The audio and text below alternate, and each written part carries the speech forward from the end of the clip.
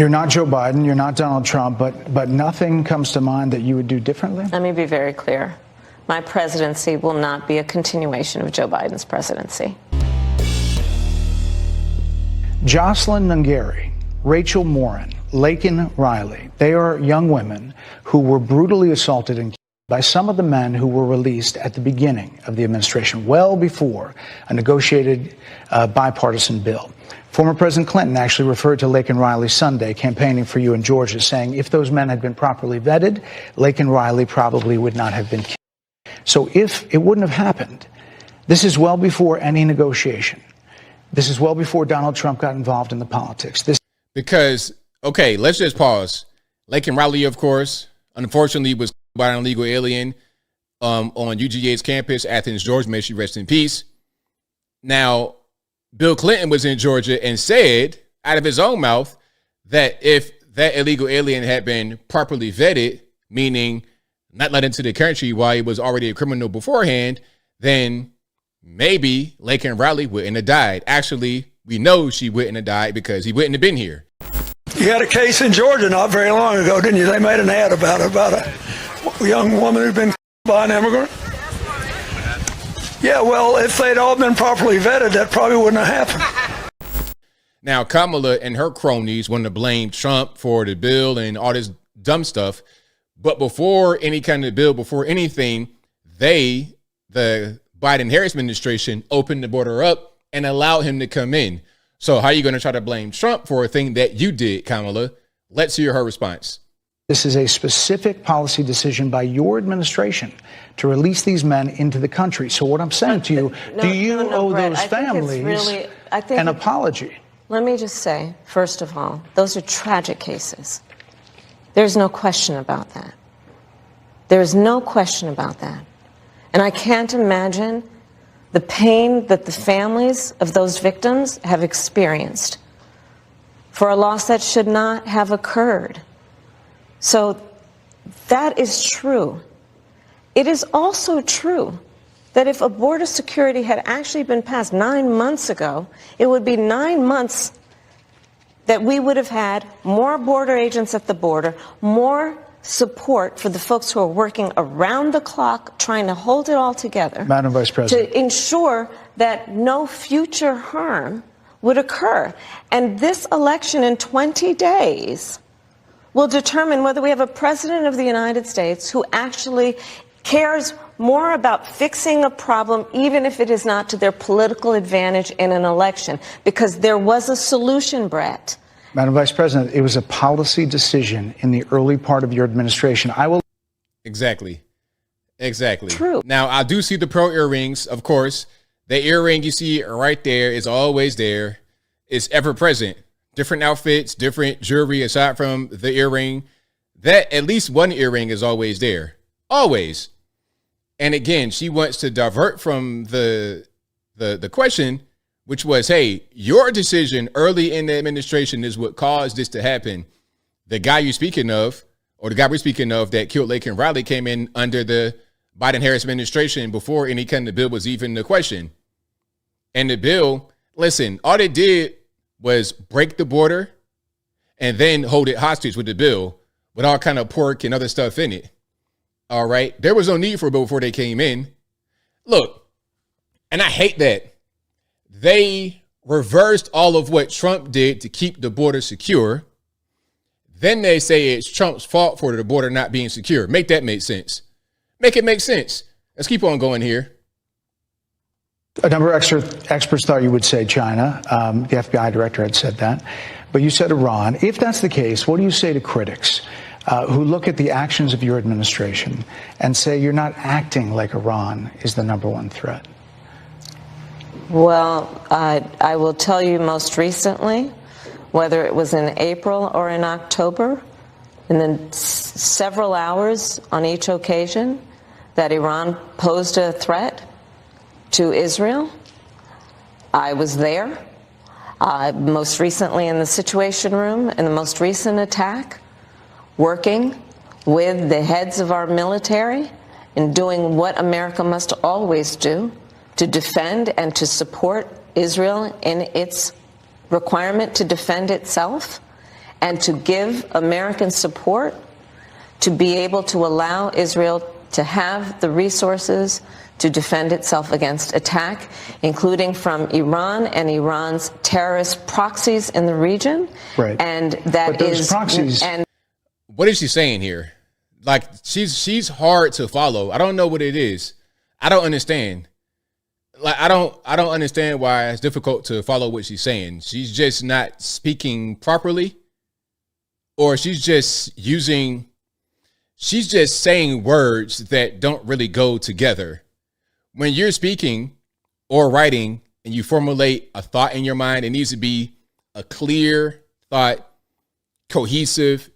You should communicate your thoughts quickly and easily without all the language around it. This is what you do when you're trying to like fluff up a research paper the night before it's due, and you're just using all kind of words thrown in there that aren't necessary for the paper to make sense. When did you first notice that President Biden's mental faculties appeared diminished?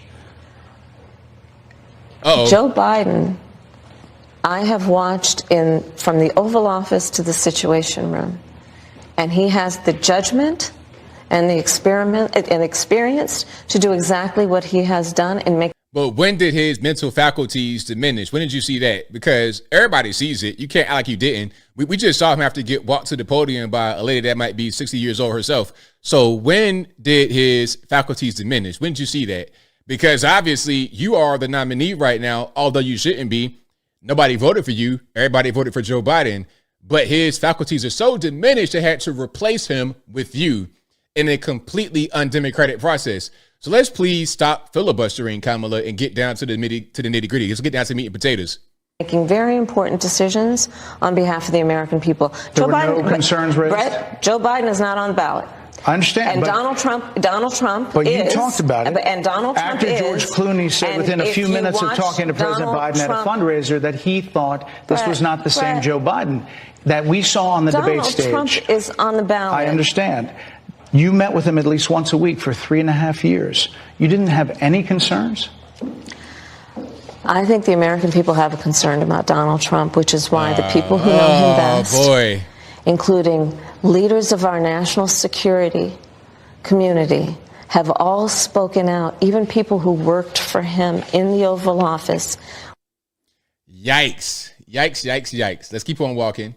Keep on going.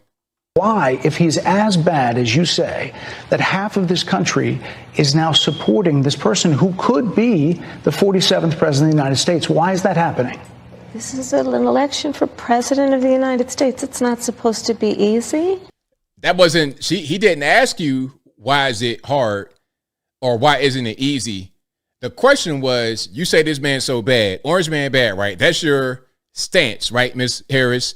Orange man bad. If Orange man is so bad, then why does half of the country, and really more than that, in my opinion, why is he loved by so many millions of people? Why are his crowds packed to the top, packed beyond capacity, and no one comes to your rallies? Except for when it's a rapper or something like that goes for free. Okay, you got Meg Thee Stallion, right? Meg Thee Stallion sells out arenas all over the country. You go to Atlanta, Georgia, the black mecca, the black party central of the whole world, not just the USA, but the whole world. You go to Atlanta, you got everybody. You got Africans, Caribbeans, Americans, South Americans, all kind of black folks right there. It's a college right there, GSU. You have a rally right in the college campus. All these 20-something-year-olds that come to see Meg Thee Stallion. That's the only reason why anybody comes to see you is because of some other stuff.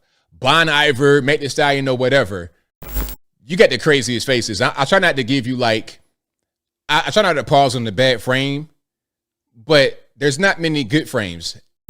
Are you still in support of using taxpayer dollars to help prison inmates or detained illegal aliens to transition to another gender? I will follow the law, and it's a law that Donald Trump actually followed. You're probably familiar with, now it's a public report, that under Donald Trump's administration, these surgeries were available on a medical necessity basis to people in the federal prison system. And I think, frankly, that ad from the Trump campaign is a little bit of like throwing, stones when you're living in a glass house. The Trump aides say that he never advocated for that prison policy and no gender transition surgeries you know what? You got to take responsible for what happened in your administration. Yeah, no. See, she don't, and something else I noticed, she don't listen. She don't listen at all, because he was just saying that Trump's administration, Trump's team does not advocate for that policy, and no surgeries of that type happened under his administration. And she's completely not listening and saying, oh, well, he should just recognize what happened under his administration. He just told you that there was none of that going on under Trump. It could be policy on the books, but it's not a thing that they actually did under Trump. But she's not listening because she has talking points in her head and she wants to just go off of that. No surgeries happened in this presidency. It's in black and white. Would you still advocate for using taxpayer dollars for gender reassessment surgeries? I will follow the law, just as I think Donald Trump would say he did. You would have a say as president. Like I said, I think it's real. He spent $20 million. I think we've had a broken immigration system transcending, by the way, Donald Trump's administration. So are you trying to say that the border is not in crisis? Is that what we're trying to say right now? Hopefully not. Hopefully not. It was a direct question that didn't get answered again, which has become a pattern over the past few weeks here. But are you trying to say there's no actual border crisis? Please don't say that. Even before. Let's all be honest about that. I have no pride in saying that this is a perfect immigration system. I've been clear, I think we all are, that it needs to be fixed. You said repeatedly that the border was secure. Yeah, the border's not secure at all. Let's keep on rocking. There's a lot of people that look back at what you said in 2019 when you first ran for president. And there have been changes, and you've talked about some of them. When it comes to immigration, you supported allowing immigrants in the country illegally to apply for driver's license, to qualify for free tuition at universities, to be enrolled in free health care. Do you still support those things? Listen, that was 5 years ago, and I'm very clear that I will follow the law. I have made that statement over and over again, and as Vice President of the United States, that's exactly. We know it was 5 years ago. The question is, do you still support it? That's the question. Do you still have those same views? If that was your view back then, is it your view now? Yes or no? What I've done, not to mention before.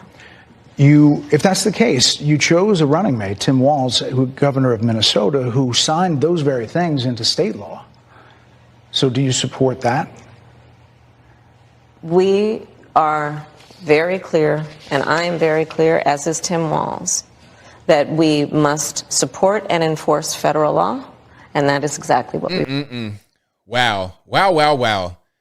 She's not winning anybody over with this interview. Like, every time she talks, I don't really get it. They got her on the media tour, but it's a dumpster fire at best. So yeah, that was pretty much the interview with Brett Baer on Fox News. Now, did you guys watch it full? And if you didn't watch it full, you saw the clips just now. What's your opinion about the interview? Dumpster fire? Did she do a good job, bad job? I think we all know the answer to that.